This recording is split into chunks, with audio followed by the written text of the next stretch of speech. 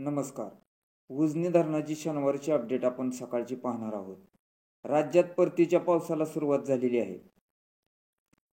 राज्यात परतीच्या पावसाला सुरुवात झाली असल्यामुळे अनेक जिल्ह्यामध्ये पावसाला मोठ्या प्रमाणात पाऊस पडत असल्याचे चित्र आहे.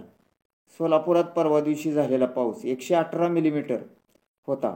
जणू काय ढगफुटी झाली असाच पाऊस होता. त्यामुळे पावसाबाबत अनेक हवामान खात्याने अलर्ट दिलेले आहेत.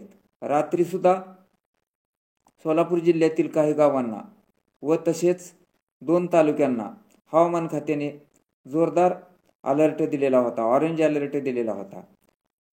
चला पुढील बातमी पाहण्या अगोदर आपण चॅनलला सबस्क्राईब केले नसेल तर सबस्क्राईब करा व जेणेकरून सर्व महत्त्वपूर्ण अपडेट A10 मराठी चॅनलवर मिळवत राहा आणि चांगल्या बातम्यांसाठी निश्चितपणे लाईक करत जावा. तर उजनी धरणात काल 3000 क्युसेकचा विसर्ग भीमा नदी पात्रात सोडण्यात येत होता व वीज निर्मितीचा 1600 असा 4600 क्युसेकचा विसर्ग कालपर्यंत सोडण्यात येत होता. आज उजनी धरणातून सीनामाडा योजनेत 180 क्युसेक्स, दहेगाव उपसा सिंचन योजना 40 क्युसेक्स, बोगदा 200 क्युसेक्सने सुरू आहे. तर कॅनलमध्ये मुख्य कॅनलमध्ये 600 क्युसेकचा विसर्ग सुरू आहे. तर वीज निर्मितीसाठी 1600 क्युसेकचा विसर्ग सुरू आहे. इथे सांगण्याचा मुद्दा, वीर धरणातून जो नीरा नदी पात्रात संगम येथे येत होता तो विसर्ग 2 ते 3 दिवसापासून पूर्णपणे टोटल बंद आहे.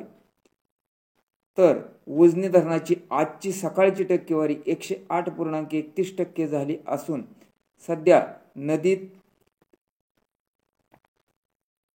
1500 क्युसेकचा विसर्ग फक्त सोडण्यात येत आहे व यामध्ये 1600 क्युसेकचा वीज निर्मितीचा असा मिळून 3100 क्युसेकचा विसर्ग थेट नदीपात्रात सोडला जात आहे. तर उजनीत येणारी आवक ही 3781 क्युसेक्स आहे.